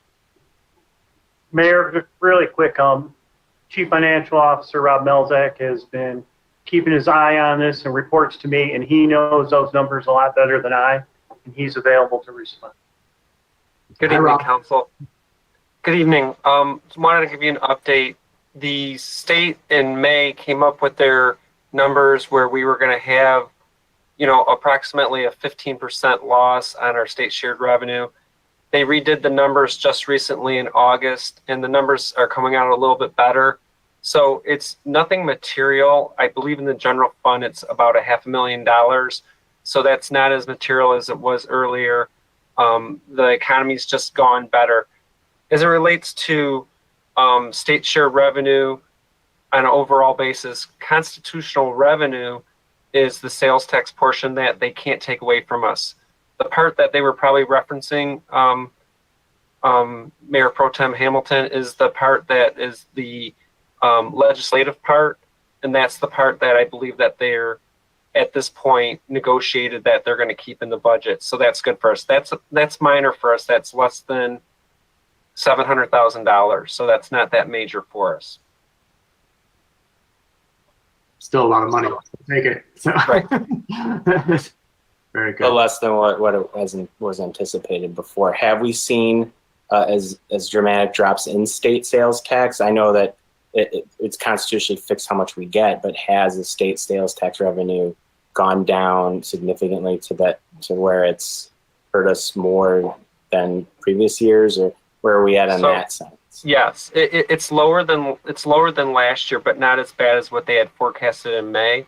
In August, they came out, and what they said was the reason is a lot of money's being spent because of the influx from the federal government, especially the $600 extra amount for the unemployed. So really, a lot of money is being spent. Car sales are doing pretty good right now, and they showed a stat where Michigan, when COVID first hit, Michigan was worse than the rest of the country in April and May, and then June, July, and August, Michigan did better than the rest of the country. So we've done a lot better recently than the rest of the country. So our sales tax, again, less than last year, but not as bad as what they had forecasted.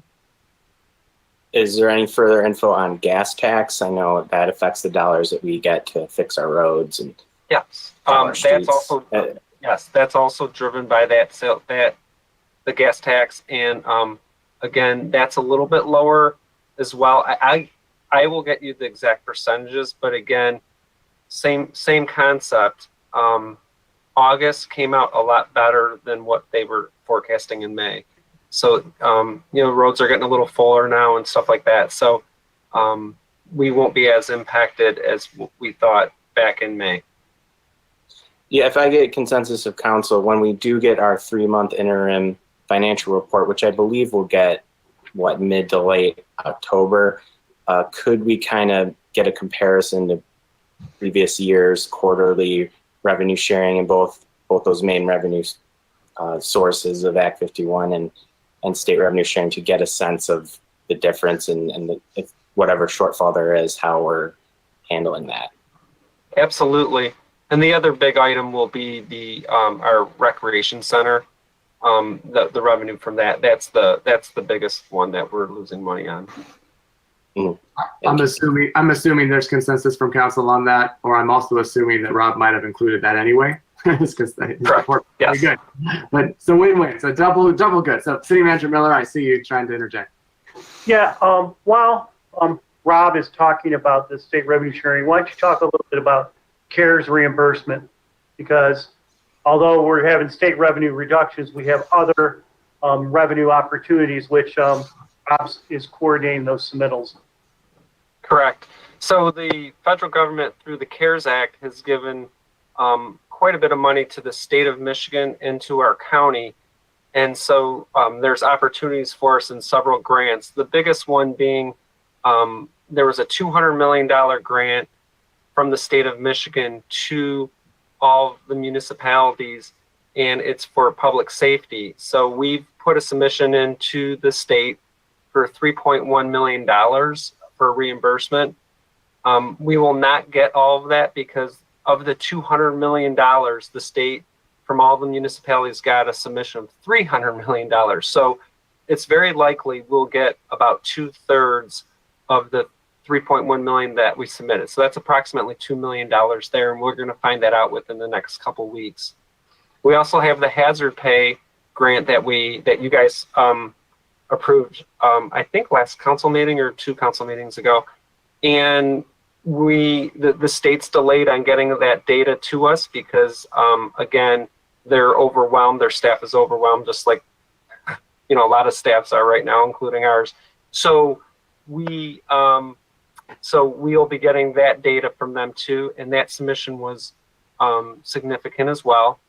And then the county, I think City Manager Miller's mentioned before, the county has set aside $1.9 million to Troy for the CARES Act, and we are working with the county, and we'll be having a submission of easily $1.9 million to get reimbursed for things like public safety, personal protection equipment, etc. So there's pretty much about $4 million that will be minimally that we'll be getting from those 2 programs from the CARES Act.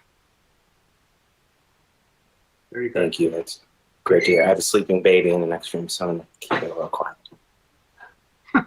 Don't let us disturb you, Mayor Pro Tem Hamilton. Rob, thank you for that information. That's really good. We've our county commissioner, Tom Kuhn, or one of our county commissioners, has been providing a lot of information to me, and I know I forwarded on to you. And I appreciate the good relationship we've been having with the county as it relates to all this. And I know that if there's $1 that we can get reimbursed, you will be all over it. So thank you for that. That puts my mind at ease on a lot of that issue. So. Yes, and those are the big ones. There's a lot of programs. I mean, Aileen, the city clerk's been looking for so many different programs, and then Kurt Bovenstein has just gotten some information regarding SMART, has a grant for the city of Troy. So any type of grant, we're going for it, and we're doing the best we can to get all those dollars to offset that lost revenue from those other items that we've mentioned today so far. Great. Thank you so much. Appreciate it. Any other council comments this evening? Council Member Chamberlain Kranga. Thank you, Mayor. First and foremost, I completely forgot on the consent agenda to just really call out Lorraine Campbell for her years of service throughout the city of Troy and most recently at the Troy Historic Village. I just thank you, Lorraine, for all those, all that you've done for our community and all that you've done to make the Troy Historic Village all that it is. I met Lorraine recently, and she just really was emphatic in her appreciation for council for the emergency funding that we provided earlier in the spring, how much it has supported some amazing new programs like Resilience on the Home Front that they are running, which is all about how different generations have coped with pandemics and wars like our own that we're experiencing. And they created this amazing, it's a workbook for kids all about the history of Troy and our region. And so they've been busy at work. And so it's just another example of all the great work that Lorraine has done. And she will be missed for sure. Second thing I wanted to share as well was just, I wanted to thank city staff for all the work that they did in supporting residents impacted by the Chadbury development, some of the issues that were there. I heard from a resident recently, and she was just delighted by all the support she has received. So just thank you all for that. It's very much appreciated. And then the last thing I just wanted to go back to was Welcoming Week. And I thank you all for your support for that very last minute proclamation, as I just realized it is Welcoming Week this week. And again, how we haven't been able to celebrate in the way that we normally do through International Day. But as I thought about that, I was reminded that as members of Welcoming Michigan, we have access to resources through that membership, including the ability to attend an annual conference. And a lot of those resources are really meant to help build our welcoming spirit and inclusivity towards our diverse population, our immigrants, refugees, and all people in our city. I just wondered if we at some point could get an update on what those resources are and how best we could leverage that membership going forward. And if there's ways that we could partner with our Global Troy Advisory Committee in utilizing those resources and sharing them with our community. Thank you for this comment. City Manager Miller, is there, do we have a representative from the city that's like a liaison for the Welcoming Michigan organization, or I don't remember off the top of my head? Yes, it was Drew Benson.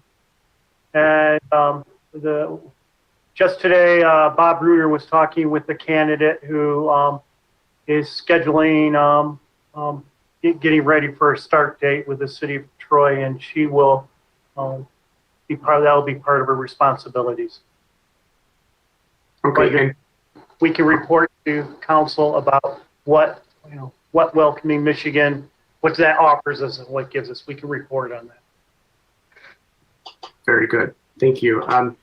And about Lorraine and the Historic Village, that proclamation that we approved, or the commendation that we approved in the consent agenda, I'll be presenting it at the next meeting, correct? That's my understanding of how it should be. And is it possible that Lorraine can pop in so we can present it to her in the meeting? So I think it'd be nice for her to hear in person some of the things Rebecca just said. Plus, I mean, she's been with the city for a long time, and then the village. I don't know if that's, normally we're not allowing extra people into our meetings. I understand that, but because of her role as working for the village, I thought that would make sense. And I don't know if that's a possibility. Not to put you on the spot, but do you have any thoughts on that?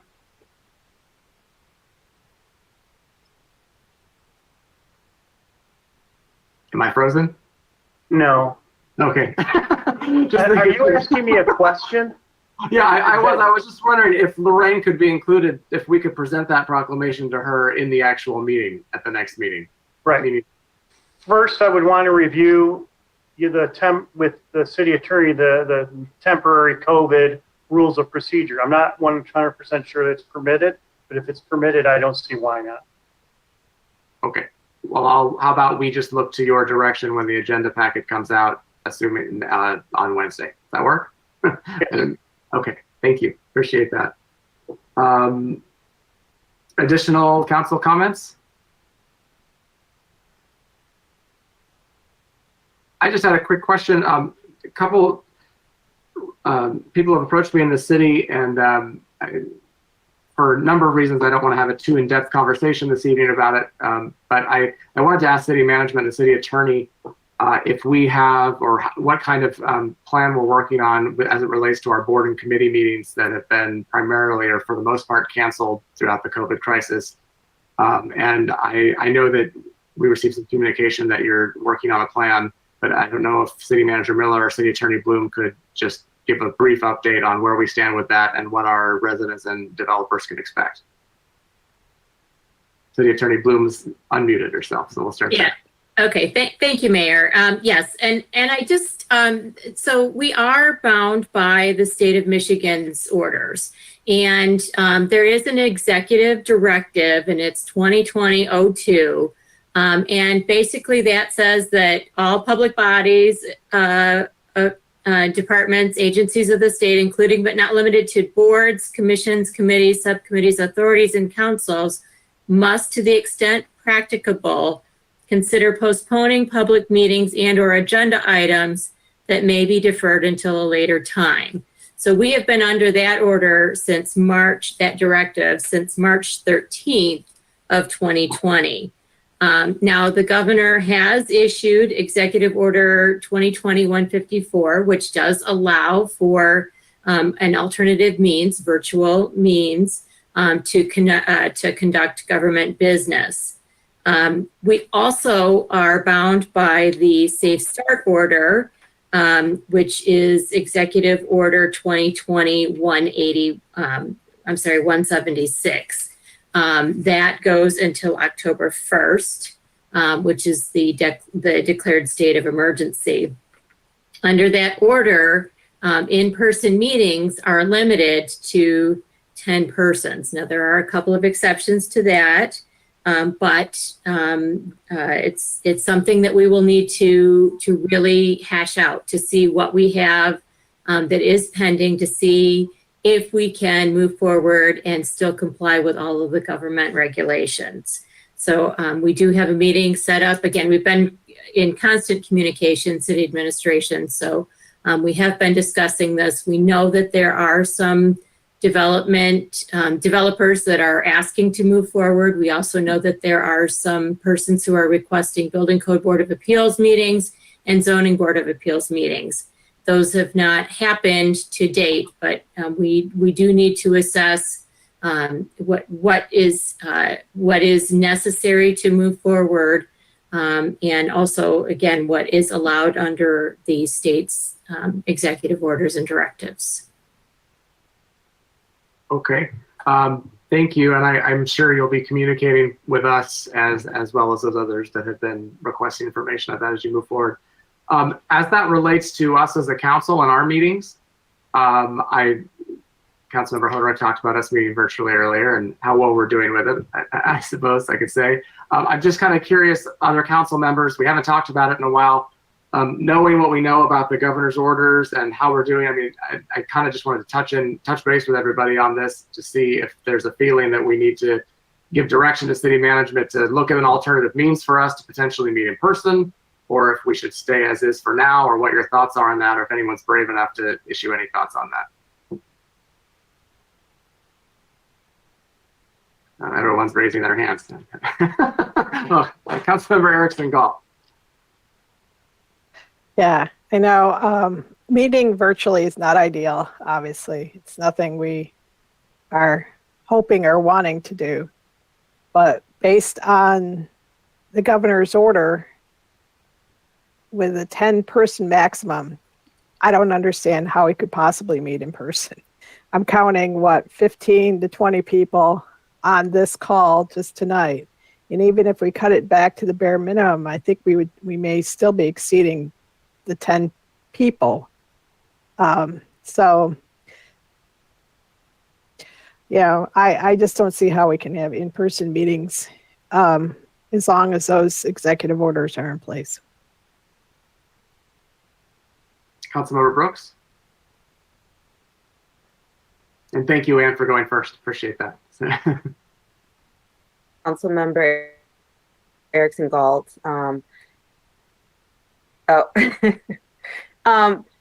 It is concern. I mean, I have concerns, obviously, as a healthcare provider, especially going into cold and flu season. I'm just a little hesitant and worried that there's the potential that the virus, even though the numbers actually are not so bad and they've been pretty stable for quite some time, I just worry a little bit about what's going to happen potentially in the fall and winter season, that it could potentially get worse. And then just logistically, would we, obviously we should be wearing our masks. How would it be, wearing our masks and trying to speak, wearing our masks, and the microphones? Would we be very coherent? So those are the concerns, some of the concerns that I have as well. Good points. And Dr. Brooks. Honestly, I don't know if anyone else wants to say anything. I know everyone has their own personal, they've got their personal and they've got their public personas and everything. And so there's concerns about all kinds of issues. I just kind of wanted to raise it and see where we were. Obviously, we've been doing this for 6 months, almost 6 months. And I think we're doing a pretty good job as far as handling essential business and handling the business of the city, interacting with residents, although it's not back and forth interaction. We wouldn't be doing that in normal meetings anyway. So the public comment you're able to provide either via email or voicemail is as if you were coming up to the podium and providing that same commentary. It's not the same, obviously. I do miss going to the chamber and having residents come up and being able to talk to them. We wouldn't be allowed to do that right now as it is anyway. But I do definitely look forward to the time when we are able to go back, even with caution, and have some of those more familiar public interactions and interface with our residents. And of course, being in the same room with all of you would be nice to do that again. But I just wanted to bring it up just to talk about it, because I do get asked semi-frequently from members of the public, when are you going to be back at City Hall? When are you going to be back doing your meetings in person? And by the way, when they ask me that, they're never saying we're doing anything wrong by not doing it. They understand that we're doing all the business we need to do. So I think it's more of a curiosity thing sometimes for them. But I appreciate those of you that spoke up. And Councilmember Chamberlain Karanga? I also wanted to speak up. As you all know, I've had literally one meeting that was in person, and my entire time on council has been virtual. And of course, there's pros and cons to that. And a lot of it is I miss engaging residents, which, as Mayor Baker said, we would not be able to do that anyways. But just the community building that you have when you're together, including with our city staff, it's a shame that we cannot do that. But I also recognize what Councilmember Erickson Galt, Councilmember Brooks said. You're right, we're heading into flu season. Some of us have young children as well, and they interact in many different circles as well.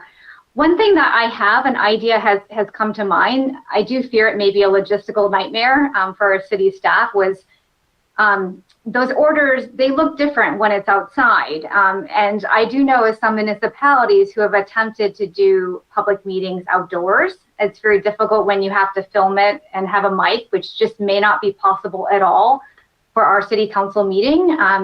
But I did have the thought is, if there was a potential, well, whether it's nice to experiment with having a meeting under a pavilion at the nature center or historic village. And if you could have the mics, you could have the visuals, the filming in some way. But I recognize that when we have city staff as well, it's true, we do have sometimes up to 15 people, and that could be very hard to socially distance even under a pavilion at the nature center or in the community center. So I have thought, though, if there are creative ideas, like some middle ground that we could explore, I'm always open to that.